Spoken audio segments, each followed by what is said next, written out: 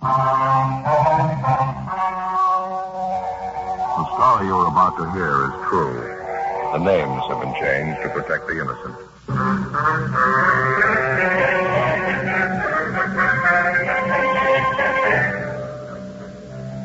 You're a detective sergeant. You're assigned to burglary detail. A dozen churches in your city are victimized by a team of experienced safe burglars.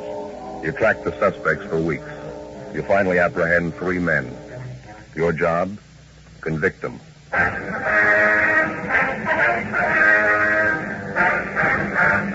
Dragnet, the documented drama of an actual crime.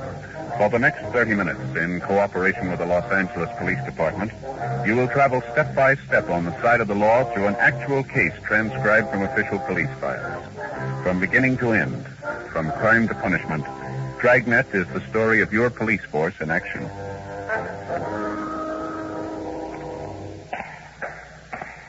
It was Sunday, March 5th. It was cloudy in Los Angeles. We were working the day watch out of burglary detail. My partner's Ben Romero. The boss is Captain Wisdom. My name's Friday. I was on the way back from the record bureau, and it was 11:30 p.m. when I got to room 25A, the interrogation room. Excuse me, Ben? Yeah, Joe? Got a minute? Yeah, sure. Wait here, Bryson. Back in a minute. All right. Yeah? Let's go out in the hall. How you doing with Bryson? Did he tell you anything? No, he won't admit a thing. How about the other 2 men? No, nothing. They're sitting tight, waiting for their lawyer to show up. Had all 3 of them checked through R&I. Bryson's a 2-time loser, burglary, GTA. His 2 partners served time for robbery. We shouldn't have too much trouble putting them away. We got a good enough collection of physical evidence. Well, maybe. Heard from the crime lab yet? No, not yet. I'd feel a lot better about it if we'd get Bryson to cop out. Let's try him again, huh? Yeah, might as well nothing to lose. Go ahead. Keep your seat, Bryson. Got a few more questions for you. Excuse me.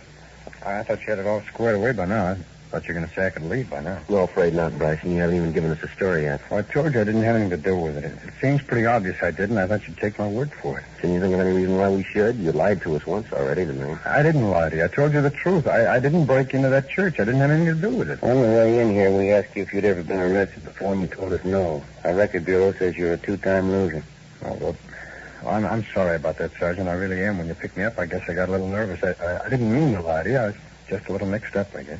You got a little time to settle down. You ought to be able to tell us your story now. Just relax and take your time, huh? Bryson? Well, what did the other 2 fellas tell you, Miller and Henderson? Well, what difference did that make to you? Well, it might make a lot of difference, Sergeant. You just tell us your story. That's all we ask. What were you doing at the scene of the burglary? What business did you have there? If you weren't mixed up in it, you got nothing to hide. I haven't got anything to hide. I just don't want to involve a lot of innocent people, that's all. Anything you tell us is going to help you, you know that. Now, how about it? All right, Sergeant. Strictly confidential, huh? Well, one of those other fellows you picked up tonight, the dark-haired fella, his name's Miller. Tony Miller. He's engaged to marry my sister. Yeah, well, I got to do that. Now, please, give me a chance. All right. I'd like to lay it all out for Go you. ahead. Well, ever since my sister got engaged to him, I've been worried about it. I never liked him to begin with. Lately, I've been keeping an eye on Miller, him and that friend of his, Henderson. Yeah? I knew they were up to something, and then I read in the paper about that string of church burglaries, the guys breaking into churches, nothing at the safe. Yeah. Well, I had an idea it was Miller and his friend. How do you mean, Bryson? What made you think it was him? I had an idea, that's all. I couldn't prove anything. It was just a hunch. You must have had some reason to suspect him. Nothing definite, no. I just knew something was wrong, that they were up to something. Well, then, early tonight, I saw a friend of Tony Miller's at one of the bars in the neighborhood. I talked to him a while, and he finally told me that Miller and Henderson were out working a deal. Said they were going to break into a church over on 8th Street and knock over the safe. Well, how come this friend of Miller's let you in on it? Well, I guess he thought I was a pretty close friend of Tony's. He knew Tony was going to marry my sister. Anyway, when I found out about it, I got over to that church as fast as I could. I wanted to find Miller and Henderson and try and talk them out of it. I didn't want any guy who was going to marry my sister getting into trouble like that. You know, maybe going to jail for burglary. No, Miller's been in jail before. I suppose you knew that. Yeah, I knew it, but that was before he was engaged to my sister. You met Miller and Henderson outside the church, did you? No, I was too late. They'd already broken into the place. So I went around the back of the church, and I saw one of the stained glass windows was broken where they'd gotten in. I climbed up on the sill there, and I could see them working inside. It was some kind of a small back room. They were working on the safe, both of them, Miller and Henderson. That's so. What'd you do then? Well, I tried to talk them out of it. They wouldn't listen. Mm-hmm. I suppose you can prove your story. I mean, that friend you met in the bar, the one who tipped you off about the burglary, I guess he'd be willing to back up his story. Well, I'm not sure, Sergeant. He might lie. He might not want to get involved. How about Miller and Henderson? They'll back it up, won't they? If you weren't involved in the deal, there wouldn't be any reason for them to implicate you, would Well, Tony Miller thinks it's my fault he's in jail. He hates me. You can't take his word for anything. Probably the first thing he'd do is lie about it, and Henderson, too. Well, and who you got to corroborate your story? Well, maybe nobody, but it's the truth. I swear to you it's the truth. I'll tell the same thing in court if I have to. They gotta believe me. You're asking a lot, Murphy. But that's the way it happened, so help me. Yeah. Now, tell me the truth, Sergeant. You know I didn't have a hand in it. If it goes to court, they couldn't convict me, could they? Come on, what do you think? I think you're a liar.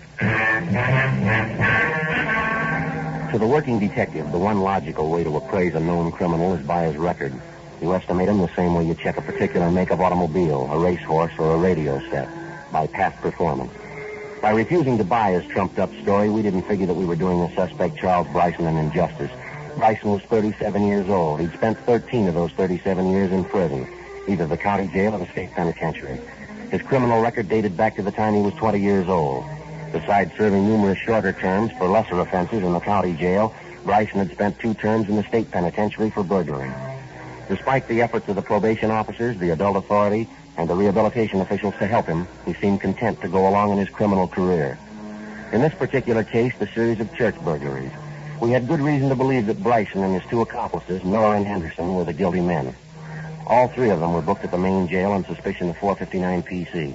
The next morning, Ben and I checked in at the crime lab. Lee Jones, you around? Yeah, in here. Come on back. Oh, how about that? They gave the place a new coat of paint. Yeah, sure needed it. Good morning, fellas. How you doing, Lee? That set of burglary tools those thieves were using in that church last night. Just finished checking them over. Might have 2 or 3 things for you. What do you got, Lee? Have a look over here. You find set of tools. I take it the thieves had a lot of practice. All 3 of them had records. How about some of the other physical evidence you got, man? One thing at a time, Joe. First of all, these tools here.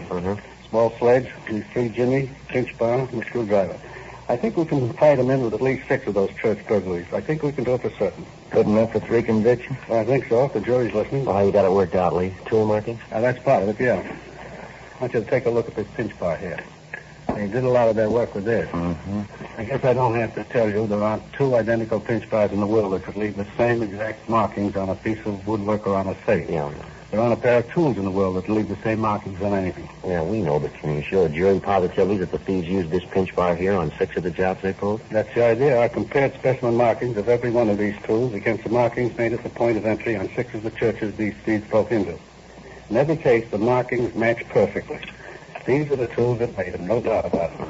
The screwdriver, the set of windows, and the pinch bar. No, it sure won't hurt our case any. Get anything else, Lee? I examined the end of the pinch bar under the microscope, checked the screwdriver and Jimmy's tool. The tips of each one of them are contaminated with particles of paint, different kinds of paint. I've already compared these paint transfers with samples of paint taken from the exterior of those churches that were broken into. Each one of them, they match all the way. The color of the paint, the age, degree of oxidation, the lead content, compares perfect. Now, come over here, something else. What you got there, Lee? These are the shoes the 2 men you found inside the church were wearing. These are the foot impressions the boys from Leighton Prince lifted off the floor in front of the safe inside the church. Yeah, so. The linoleum on that church floor showed up the dust impressions of the feet pretty good. Did you make the prints? The boys from Leighton Prince did, yeah. Good impressions. You see here? General size of the shoe, the make, heel impressions, the wear pattern on the sole here, the whole general characteristics of both pair of shoes. Matches up to a T. How much is that going to mean to a jury, Lee? Well, I mean a lot. It's the truth. The same thing I've been telling you. It's the same thing. I'd like to tell every cop in the department, if you can place an object at the scene of a crime beyond a reasonable doubt, then don't go thrashing around looking for an object that's an exact duplicate. Don't play hawk show. Any microscope will tell you there are no 2 things in this world exactly identically alike. I don't care if it's a pair of shoes, a gun, a crowbar, or your 2 front teeth. Now, that's all lines up to me. Think you're going to have trouble? I don't know, Lee. We shouldn't have. You got the 3 of them at the scene of the crime. That ought to be enough for the court. Yeah, I hope so. You don't sound sure. Well, Lee, there's only one time I'm sure about thieves like Bryson. Yeah? When they check him in at San Quentin. 2 days later, Charles Bryson and his 2 accomplices, Henderson and Miller, were arraigned in municipal court on a date set for their preliminary hearing. 4 days later, the preliminary hearing was held, and the 3 of them were bound over for arraignment in Superior Court. In the weeks that followed, before their arraignment and Superior Court trial, Ben and I worked along with the district attorney's office preparing the case against the 3 men, taking statements, running down additional evidence, checking and rechecking, piecing together the facts which we hoped would earn a conviction for each of the criminals. We weren't positive that had happened. The strongest part of our case was going to come out of the crime lab, the testimony of Lee Jones. And we knew as well as Lee did that, generally speaking, juries are not too much in sympathy with scientific fact when it has to do with physical evidence. Generally, they don't follow technical cases too well. We also knew that the three defendants had a good lawyer, a clever one. Getting convictions wasn't going to be easy. The trial opened in Superior Court June 2nd. Ben and I testified when we were called on. On the morning of June 9th, the jury retired to deliberate. Late that afternoon, we got a call from the Hall of Justice. Yes, Mitty. Yeah. Both of them, huh? I see, Well, that's life, I guess. Yes, sir. Jury's back, Joe. They came up with a verdict. What's the story? Henderson and Miller, they found them both guilty of first-degree burglary. Yeah? What about Bryson? They let him go.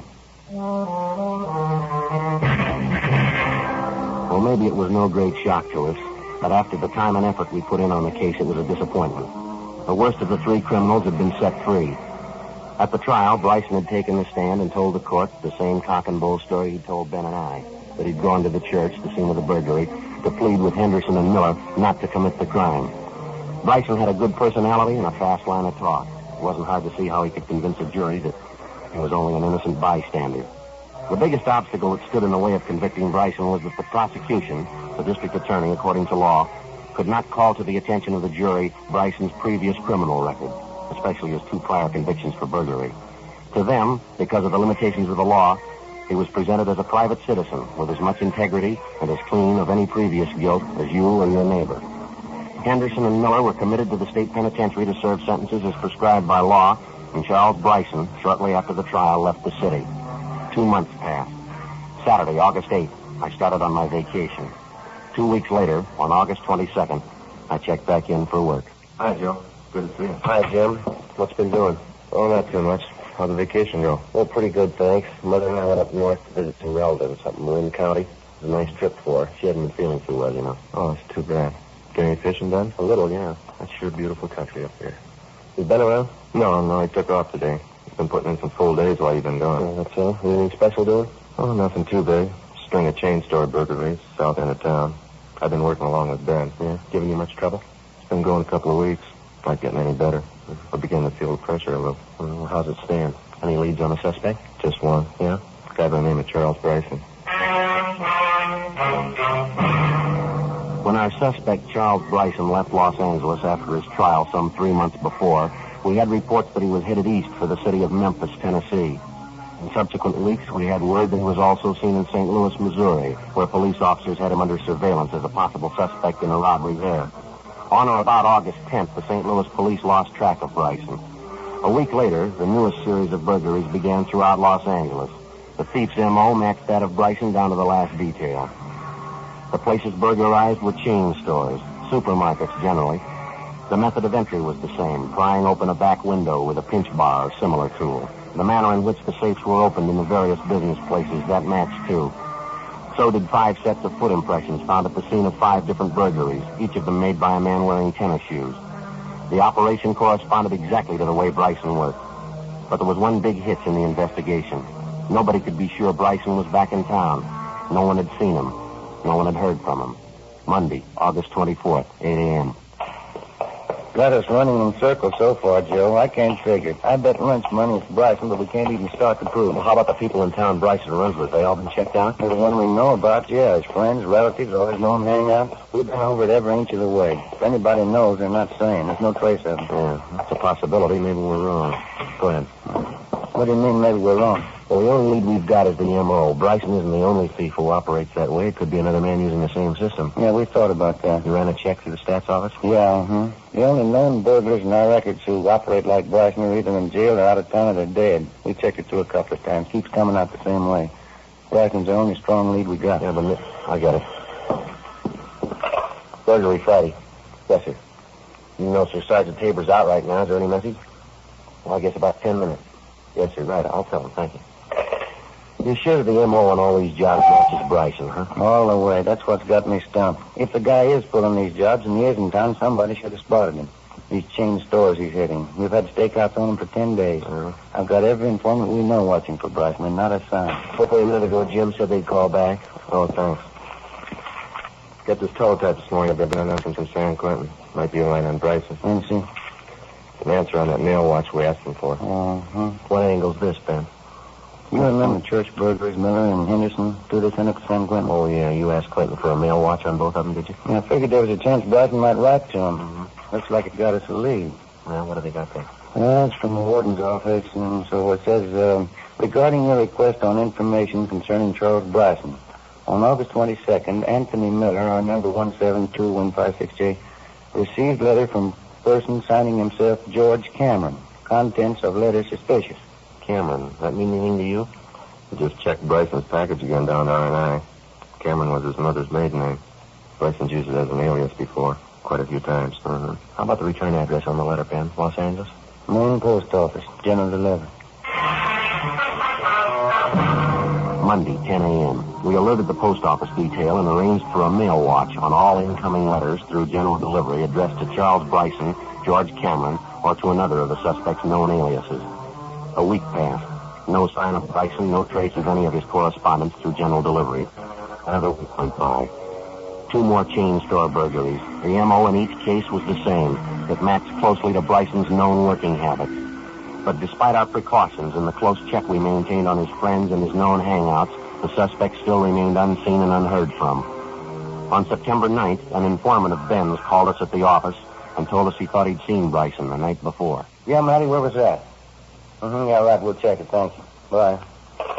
Bryson's supposed to have been seen there from Martin Beverly Boulevard last night, drinking in a bar up here. You pretty sure it was Bryson? He thinks so, yeah. Got the name of the place here. We can check with the bartender, see if he can identify Bryson's mugshot. Right. I'll get my top coat, huh? All right. I get it.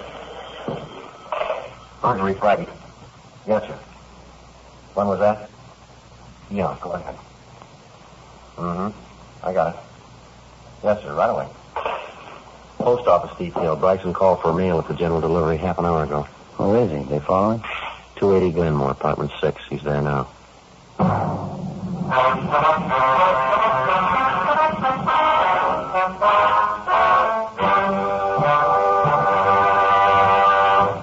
You are listening to Dragnet, authentic stories of your police force in action.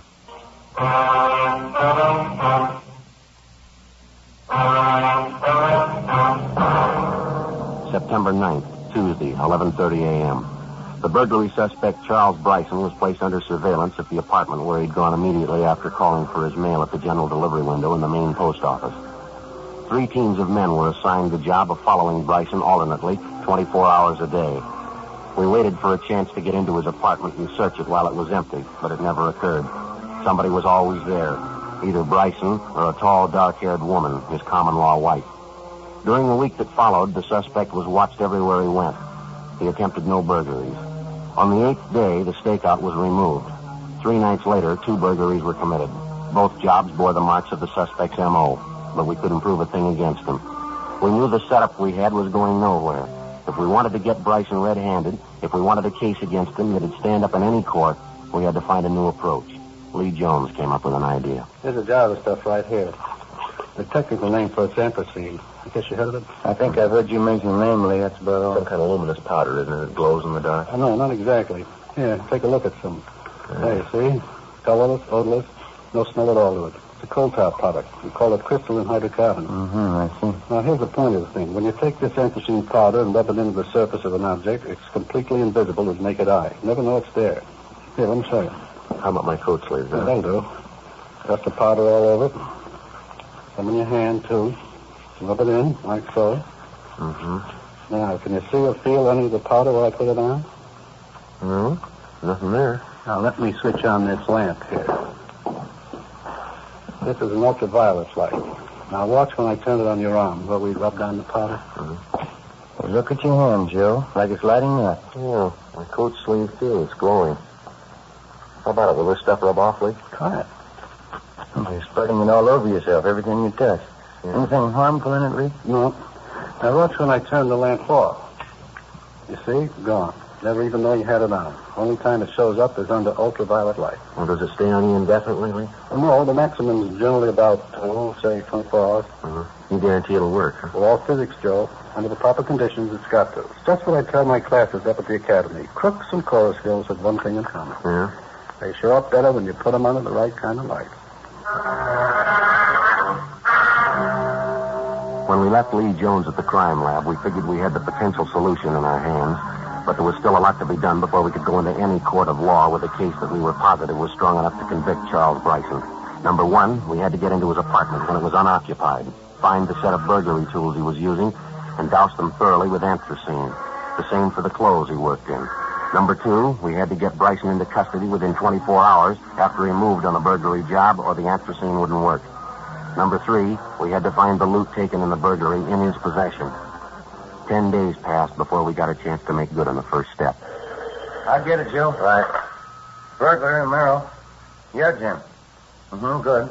Fine, we'll be right out. Good break, Joe. And Bryson. What's that? They hauled him in on a traffic warrant, speeding. Book him into the main jail right now. Good chance to go through his apartment. What about his wife? She's still up there, isn't she? She's on her way to put up bail for him. Yeah? Apartment's empty. By the time Bryson was bailed out, Ben and I, along with Jim Tabor and Lee Jones, had combed through Bryson's apartment and finally uncovered a set of burglary tools and work clothes carefully hidden beneath the floorboards under a kitchen cabinet directly below the sink. Lee Jones contaminated each of the tools with the invisible anthracene powder and also the work clothes. We checked the apartment for any possible loot taken in the burglaries, but we found nothing. We put everything back exactly the way we found it, and then we left and went back to the office. We stood by until 4 a.m. waiting for a call that would indicate that Bryson might be out on another burglary job. Nothing happened. The next night, up until 10 o'clock, it was the same routine. At a few minutes past 10, we got a 459 call on a chain drugstore out on Alvarado Street. Lee Jones had his portable ultraviolet light all ready to go. Ben and I picked him up at the crime lab, and the 3 of us drove to the scene of the burglary. Straight back here, Lee. Can I help you with the light? I can handle it, thanks. There's the window they figure he got in. Safe's there in the corner. Yeah, there's not too much of it left. You all set, Lee? You got the extension cord for the light, Romero? Yeah, right here. I'm just plugging it in. Yeah, okay. All set. All right, switch it on, will you? Right. Well, Yep. seems like it. What you got in the window there, Joe? Look at that. Anthracene tracks all over, foot impressions there, tool marks on the safe, rough prints on the floor, on the wall. No question. He left plenty of trail. All right, let's get him. Lee Jones put in a call to the crime lab and ordered a photographer out to take pictures at the scene of the burglary. Lee and the photographer would stay at the scene to gather physical evidence and take pictures of the anthracene prints and markings for presentation in court. 10:52 p.m. Jones packed up the ultraviolet lamp, and Ben and I took it along with us. We drove directly to Bryson's apartment. Nobody was there. No. Nobody in the bedroom either. How about that? I don't know. I don't get it. Bryson's had plenty of time to get back here. Over an hour. What about his wife? The only time we know she left was when she had to go bail him out on that traffic warrant. Doesn't look like they pulled out, does it? There's a closet full of clothes in there, a lot of their personal things around. Yeah. Sure looks like they were expecting you to come back. We might check with the apartment house manager. He could tell us if they gave notice to move. Let's see here. What do you got? Note here on the desk. See, he says, Charlie, I'm sorry, but I told you it just doesn't work out with us. When you read this, I'll be on my way east. I don't want to be mean with you. I just think it'll work better if we forget each other, that's all. Thanks for everything so long. Signed, Ruth. Guess she doesn't like him much either. No, wait a minute. What have you done? Police officers, Bryson. I'd like to talk to you for a minute. Oh, I know who you are. I remember. What do you want? Ben, you want to plug in that light? Yeah, the outlet right over here. What is all this? You said you wanted to talk to me. What's it all about? You all set, Ben? Just a minute. All right, okay, turn it on. What are you doing? Hey, what are you trying to do to me? You've done it all to yourself, mister. Lit up like a Christmas tree, Joe. It's all over and head Hey. to foot. The clothes and hands. What is it? There's light glowing all over them. What are you doing? It's a chemical, Bryson. Harmless. Same stuff you left all over the drugstore tonight. Pack up, Ben. Come on, let's go, Bryson. Wait a minute, I don't understand it. What's this whole thing all about? You'll understand it. Here. Huh? A note for you. Oh.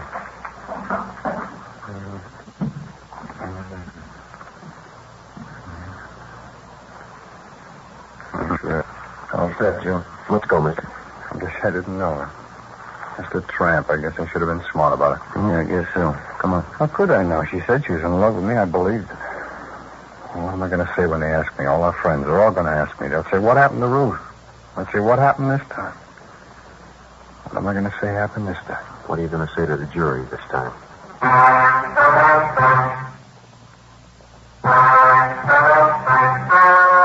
The story you have just heard was true. The names were changed to protect the innocent. On December 10th, trial was held in Superior Court, Department 86, City and County of Los Angeles, State of California. In a moment, the results of that trial.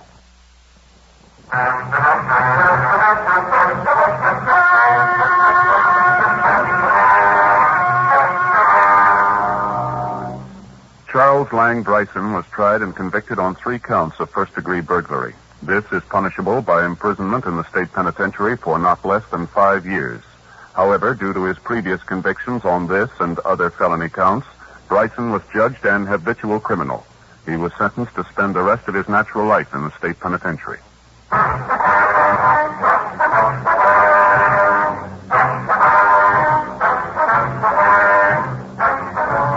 You have just heard Dragnet, a series of authentic cases from official files. Technical advice comes from the Office of Chief of Police W.H. Parker, Los Angeles Police Department.